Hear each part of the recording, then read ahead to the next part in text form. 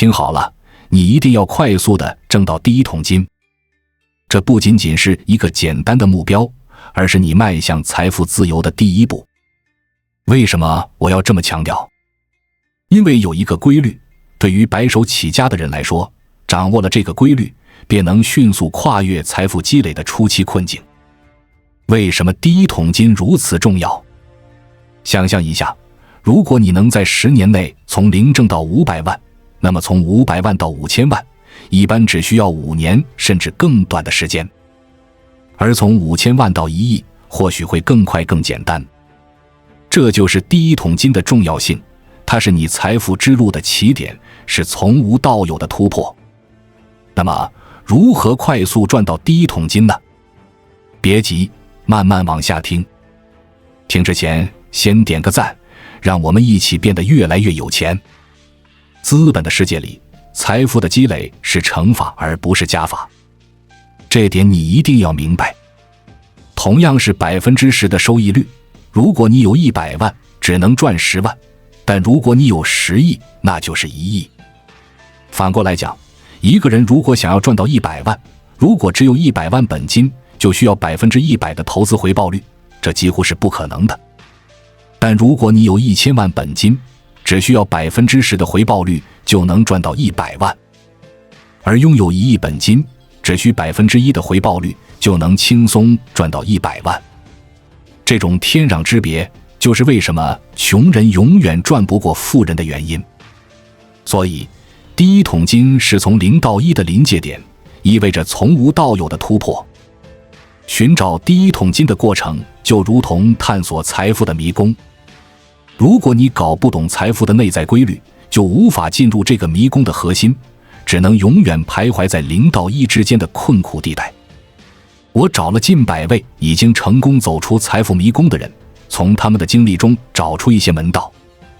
今天，我要与你分享6位大佬白手发家的故事，他们如何赚取了自己的第一桶金，并跨越了有钱人最困难的门槛。这些故事不仅仅是成功的范例，更是你踏上财富之路的指南。记得跟着视频边听边思考。首先，让我们从大家熟知的李嘉诚开始。李嘉诚的奋斗之路。1940年秋，李嘉诚一家从潮州逃难至香港，栖居在舅舅的钟表行中。李家原本没有商业传统，到香港前，父亲是一位小学校长，爷爷是清朝最后一届秀才，2位伯父在民国初年就取得了日本东京帝国大学的博士学位。李家可算是书香门第，在当地受人敬重。但这些在当时的香港没有半点价值，甚至为生存带来了压力，一家人卑微如蝼蚁。13岁的李嘉诚不得不失学，寄人篱下当学徒。白天有做不完的工作，夜晚则必须搬开家具与其他伙计挨着睡。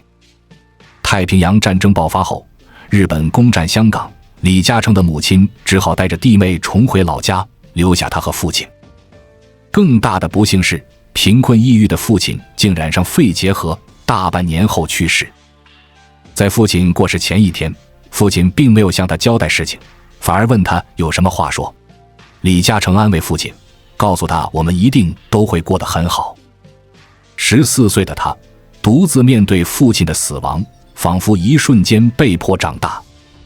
经历家道中落，少年失学，父亲过世，孤独地流落异乡，迫使李嘉诚在很短的时间内压缩成长。为了实现对父亲的承诺，李嘉诚觉得只有加倍努力才行。要想出人头地，学习是唯一的武器。他开始自学，一边工作一边自学，虽然艰辛，但李嘉诚觉得十分充实。年轻时我表面谦虚，但内心很骄傲，因为你看见身边的人每天保持原状，而自己的学问却日渐提高。李嘉诚的机会终于来临。1945年，二战结束后的某天，他所在工厂的老板急需发信，但是书记员请假，李嘉诚因好学被推荐帮忙。出色的表现使得老板对他另眼相待，将其从杂役小工调至做货仓管理员，继而成为了业绩很棒的推销员，再升到经理，19岁更成为总经理。李嘉诚也从中学到了更多关于货品的进出、价格以及货品管理、推销等技巧。因为业务关系，李嘉诚一直订阅英文塑料专业杂志，顺便提高英语，这也让他能时刻把握该行业的可能商机。随着二战后经济复苏，塑料制品的市场需求非常旺盛。李嘉诚认为机不可失，决定自行创业。1950年，他利用自己的积蓄连同舅父的借款共5万港元，开设了长江塑料厂。1957年，李嘉诚从行业杂志中得到启迪，赴意大利考察，回港后转产塑胶花。得益于当时的消费环境，业务迅速发展。由于产品能不断创新，李嘉诚继而成为了香港乃至全球的塑料花大王。如今，这已成为李嘉诚财富故事中的经典情节。之后，李嘉诚又瞅准地产产业机会，从而开始了成为超人的脱胎换骨般的升级。李嘉诚的故事告诉我们，无论环境多么艰难，只要坚持学习，抓住机遇，就能实现从0到1的突破。2. 史玉柱的逆袭之路。另一位是知名企业家史玉柱。在20世纪90年代初至中期的中国10大富豪榜上，史玉柱是唯一一位靠知识发家的富豪。史的老家在安徽怀远。1984年，史玉柱从浙江大学数学系毕业，分配至安徽省统计局。因工作出色，1986年安徽统计局认为是人才难得，将其列入干部第3梯队，送至深圳大学软件科学管理系读研究生。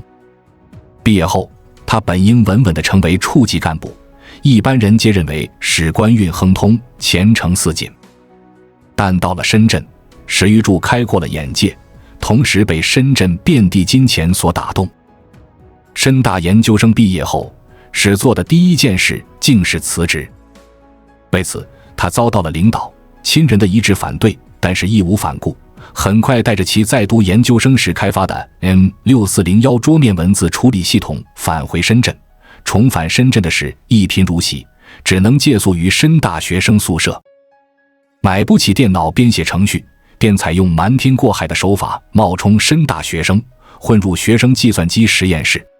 被管理人员发现并驱逐后，史又通过熟人来到配置有电脑的学校办公室。别人下班他上班，天天苦干到凌晨。1989年夏，史自认自己开发的 M6401 桌面文字处理系统作为产品已经成熟，便用手中仅有的4000元承包下天津大学深圳电脑部。该部虽名为电脑部，却没有一台电脑，仅有一张营业执照。当时深圳电脑价格最便宜一台也要8500元。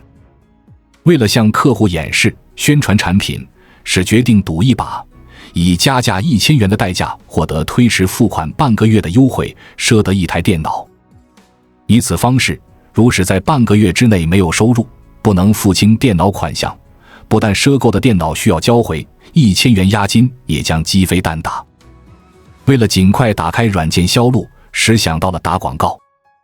他在下赌注，以软件版权做抵押，在计算机世界上先做广告后付款，推广预算共计17550元。1989年8月2日，史在计算机世界上打出半版的广告 M6401， 历史性的突破。广告刊出后，史天天跑邮局看汇款单，整个人几乎为之疯狂。在我们进一步探索之前，我们有一个激动人心的消息要告诉大家，我们已经开通会员功能了。现在您可以加入我们的会员大家庭，享受会员专属影片和更多独家内容。别忘了关注才知道，并点击小铃铛，我们将继续揭示更多关于金钱的真相，祝你迅速实现财务自由。直到第13天，史终于收到汇款单，不是一笔，而是同时来了数笔。史长出一口气。此后，汇款便如雪片一般飞来。至当年9月中旬，使得销售额就已突破10万元。史玉柱的故事告诉我们，即使在最困难的时刻，只要坚持不懈，勇敢赌一把，就能迎来转机。3. 马云的坚持与创新。再来说说前些年叱咤风云的马云。马云大学毕业后进入一家学校当英语老师，一直尝试改变自己的生活。他每天骑车40分钟去西湖边上的香格里拉酒店做外国游客的导游，练习英语。后来马云碰到一个澳大利亚的游客，还邀请他去澳大利亚度假。这次出国彻底改变了马云的思维，他意识到世界和自己之前被教导的差异巨大，不再跟随别人的意见，发展出了自己的思考方式。后来马云辞职后换了几份工作，包括做过一个新开张的肯德基店的店长助理。1995年他创办了海博翻译社。因为帮助杭州市政府和美国一家公司谈合作，马云在去美国时第一次接触到了互联网。1995年4月，马云垫付7000元，联合家人亲朋凑了2万元，创建了中国最早的互联网公司之一海博网络，并启动了中国黄页项目。那时的马云与其说是总经理，不如说是个推销员。一位曾在大排档里见过马云的老乡这样描述他：喝得微醺，手舞足蹈，跟一大帮人神侃瞎聊。那时大家还不知道互联网为何物，很多人将马云视为到处推销中国黄页的骗子，而他还是一遍遍地对牛弹琴。到了1997年年底，网站的营业额不可思议地做到了700万元。随着互联网在中国升温，中国黄页一夜之间冒出许多竞争者，当时最强大的当属本地的杭州电信。实力悬殊的竞争使得马云最终向对方出让了70%的股份，但双方合作并不愉快，失去决策权的马云完全施展不开手脚。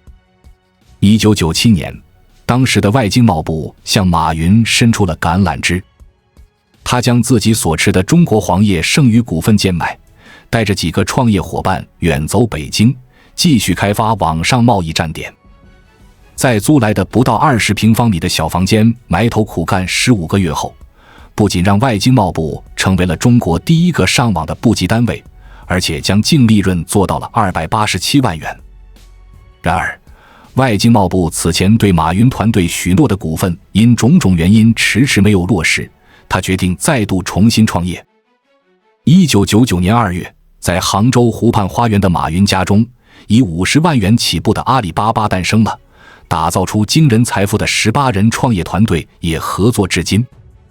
马云的故事告诉我们，在面对挫折时不放弃，坚持创新，才能开创属于自己的财富帝国。4. 郭台铭的坚韧与智慧。另一位更家喻户晓的是 iPhone 真正的制造者富士康老板郭台铭。1966年，郭台铭考入台湾中华海事专科学校，半工半读念完书，又服了兵役，后进入复兴航运公司上班。1974年，郭台铭遇到一个创业机会，有位朋友告诉他，有个外商有一批塑料零件的订单，要找工厂生产，办个厂就可以赚钱。郭台铭把母亲给他准备的20万元结婚钱拿出来，又找几个朋友凑了10万元，成立了红海塑料企业有限公司，租了一间只有70平米的厂房，招了15个人。不幸的是，一开工就遭遇全球石油危机，原料价格大涨，钱亏得精光。到1975年，合伙人都走了，郭台铭向岳父借了钱独撑，但红海也成了他自己一个人的。1985年，郭台铭成立美国分公司，开始对外拓展的同时，创立了 Foxconn 的品牌，即现在飞升海内外的富士康。在郭台铭的人生中，最黑暗的时刻莫过于2005年到2010年间，他的妻子、弟弟先后去世，富士康工厂连续发生工人跳楼事件。在那段时间，他觉得自己事业做得如此成功，但却谁也救不了。本能的，他想要从事业上退下来，但全球金融危机突然爆发，订单减少，工人离职，终于让他重新振作。在工厂住了2个月，每天苦思策略，最终又开始大刀阔斧地干了起来。迁厂、改革、富士康的危机终于化解，然后郭台铭慢慢一步步爬上了顶峰。郭台铭的故事告诉我们，即使在最黑暗的时刻，坚持与智慧能够带领你走出困境，迈向新的高峰。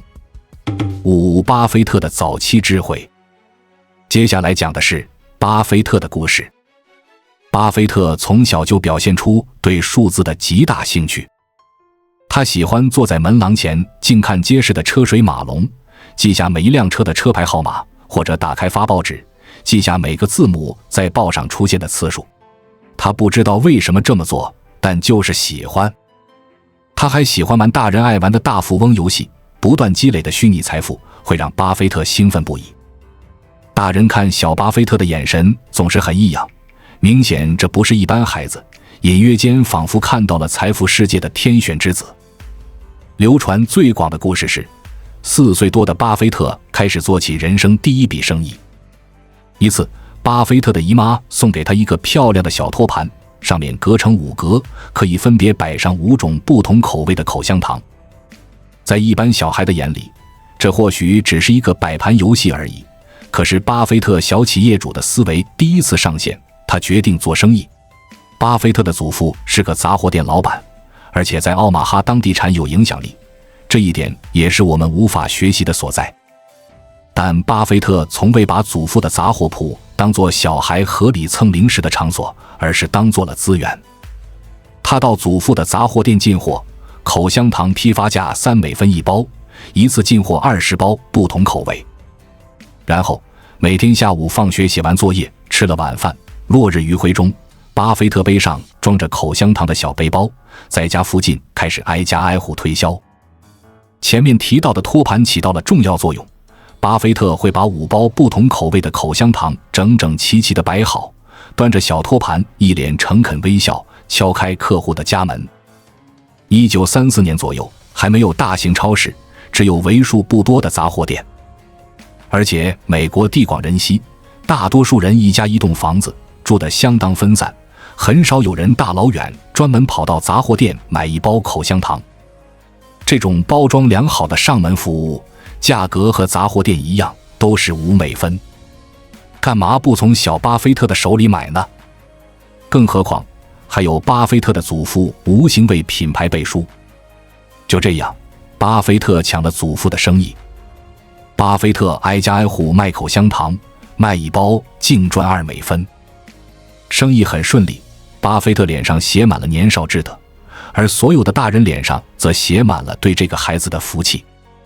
巴菲特也极有原则，直到80岁，他还记得一位名叫维吉尼亚·马科伯瑞的太太说：“小家伙，我要一片口香糖。”巴菲特说：“我不拆开零卖。”这就是巴菲特最初领悟的商业经验，商品尽量整包卖，不能拆开卖。如果说第一桶金，可能巴菲特4岁就赚到了。卖口香糖只是一个开始，在萧条年代，其实还有很多类似的生意可做。6岁时，巴菲特开始挨家挨户卖可乐。小学时，巴菲特会把别人打飞的高尔夫球捡来出售。13岁时，巴菲特开始送报纸，一直到高中毕业，总共送了60万份报纸。高中时期，巴菲特靠自己赚的钱，用1200美元买40亩农地出租，成为小地主，与朋友成立一个小公司，做游戏机业务，入股父亲与朋友合开的5金材料行，贩售珍贵邮票给海外收藏家，帮车主打蜡，收购旧弹珠台寄放收钱。高中毕业时，不满19岁的巴菲特已经有了13年成功经商经验，赚到5000美元。而到大学毕业，巴菲特完成了从0到9800美元的财富积累，成为当时的万元户，已经算是一个彻头彻尾的小富翁。巴菲特的故事告诉我们，早期的积累和智慧是未来成功的基石。无论你现在处于什么阶段，只要有正确的商业理念和坚持不懈的努力，你也能积累属于自己的第一桶金。6柳传志的联想传奇。第5位是人称倒爷的联想创始人柳传志。1980年代初，计算机革命已经在全球兴起，硅谷也成为中国技术研究者们的热门话题。中科院内部的科技人员早已无法抵挡诱惑，不断走出高墙深院创立公司。时任计算所所长的曾茂潮也一直在私下里鼓励手下创立公司。已年逾40岁的柳传志主动提出要创业。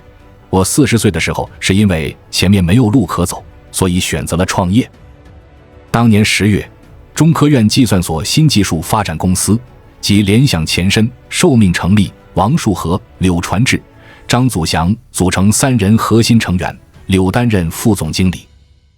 曾茂潮将计算所的传达室交给柳传志使用，又给了20万元开办经费，还给予了很多不成文的支持，不受限制的招纳本所人员，可以使用所里的技术成果，员工可以使用自己原先在计算所里的办公室、电话以及所有资源等。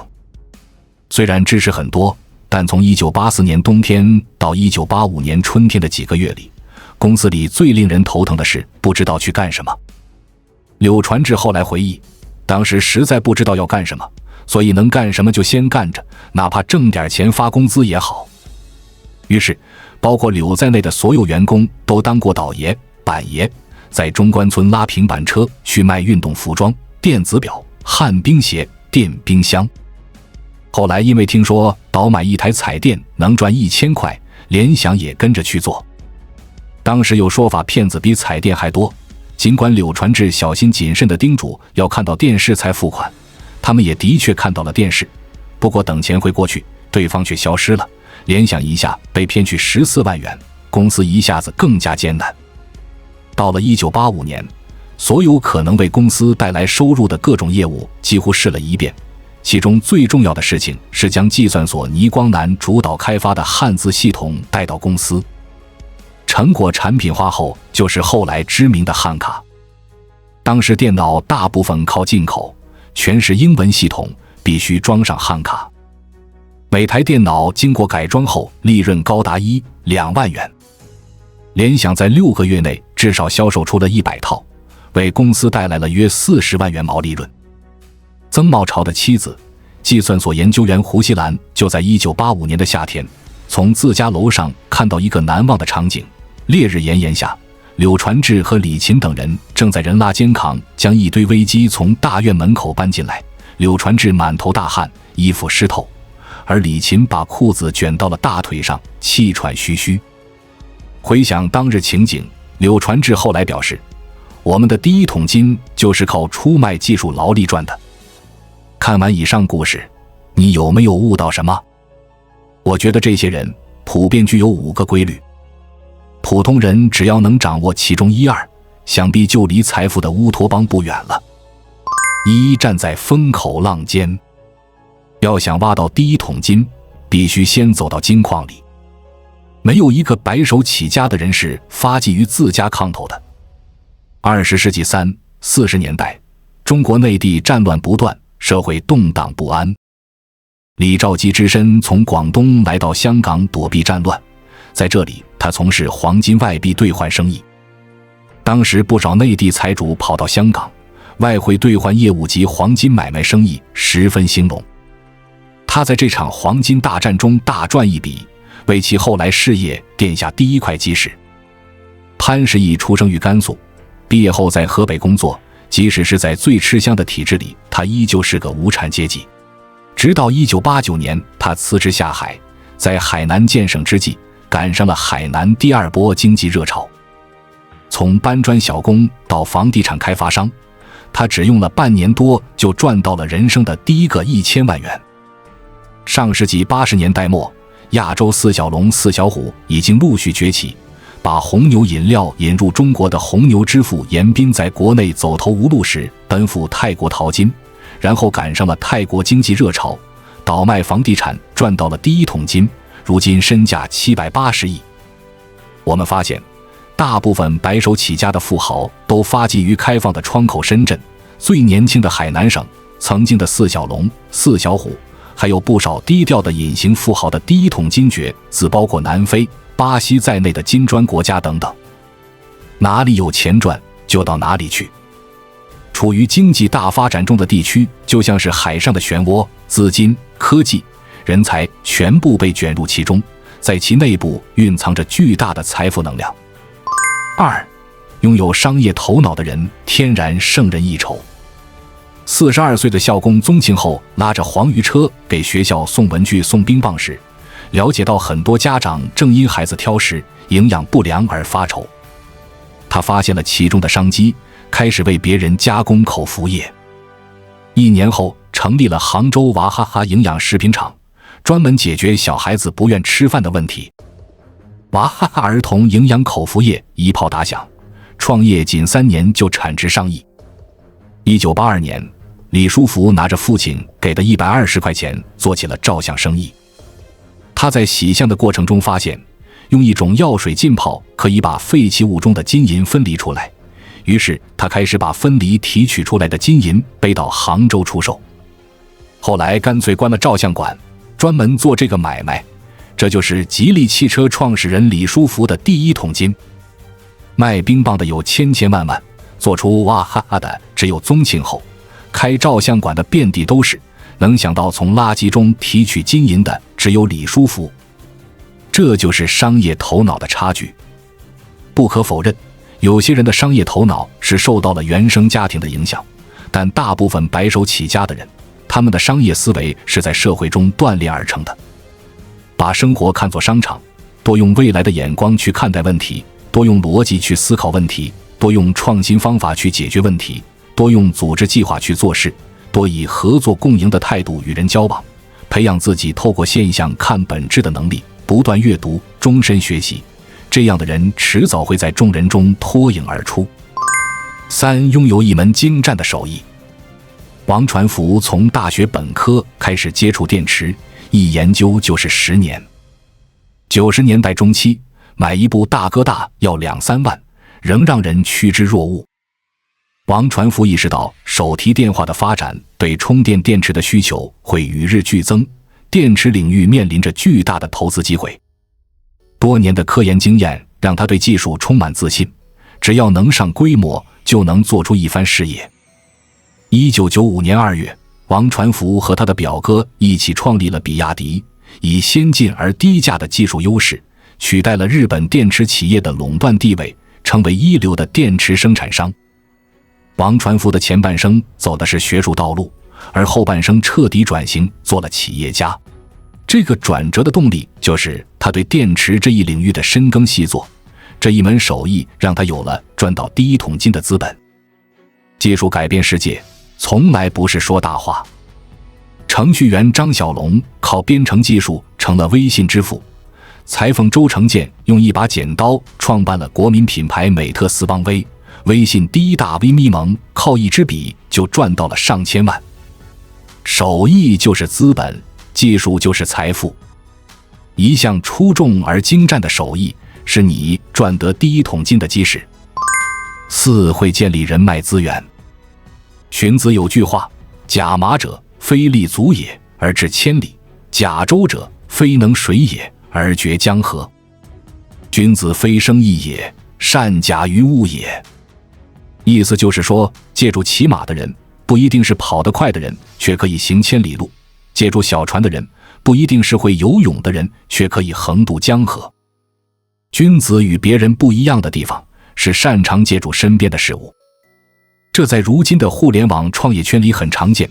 马云有了创办阿里巴巴的想法时，他一无所有，要钱没钱，要技术没技术，但他不怕，没钱就去找资本家，没技术就去找懂技术的人。最后马云靠着3寸不烂之舌拉来了18罗汉，一起成就了如今的阿里巴巴。想达到一个目的，但缺乏关键要素，怎么办？这就涉及到一个很重要的能力，建立人脉资源的能力。马云等人的创业之路还算坦荡体面，而中国有大批富豪的第一桶金来源不足为外人道。为什么？就是因为看似白手起家的励志故事，其背后有着假马和假舟的不光彩。从长远来看，这些借助人脉资源赚来的第一桶金，常常伴随着受制于人的风险。最近富豪榜里有几位纷纷下马，也说明了这一问题。但我们仍不可否认，借助资源、经营人脉的确是一个赚第一桶金的有效路子。5. 会投资理财。马化腾为人所知是因为他的 QQ， 而早在他开发 QQ 之前，他就已经在股市中赚到了第一桶金。1994年，马化腾在深发展每股只有6元多的时候买进，随着股价的大涨，马化腾的本金10万变成了70万，这使他很快拥有100万资金，为独立创业打下了基础。陈天桥在1999年以50万元启动资金和20名员工为基础，创立了盛大网络，而这50万启动资金也是来自于他在证券交易所工作时从股市赚来的。更传奇的是李笑来，在李笑来的财富自由之路上，最功不可没的是比特币。他从2011年比特币价值1美元时开始买入，如今他拥有的比特币数量已经达到6位数，按比特币现价计算，他的比特币资产价值至少有23亿人民币。投资理财不仅仅是个技术活，也是一种对金钱意识的培养。只有把钱看作资本的人，懂得让钱生钱的人，才能保持对财富的持久热情，总有一天会积累到自己的第一桶金。普通人不必全部掌握，只需掌握其中1、2，便能赚到第一桶金。比如你身处1线城市，有一门手艺，甭管是科学技术的还是文化艺术的，只要做到了精湛，就会有广阔的空间让你发挥才艺。比如你有商业头脑，同时又会经营人脉，那就会有人给你的头脑投资，帮你把想法变成现实。比如你有一门手艺，又会投资理财，那么你就能让手艺赚来的回报倍增，比其他人更快地攒到第一桶金。第一桶金是从无到有的突破，看起来很难，其实也有套路可循。在上述几大规律中找到自己的相对优势，并且不断努力完善，你就离第一桶金不远了。感谢你听到这里，祝愿你也能早日赚取第一桶金，走上财富之路。关注我，我是财之道，带你解锁更多金钱的真相。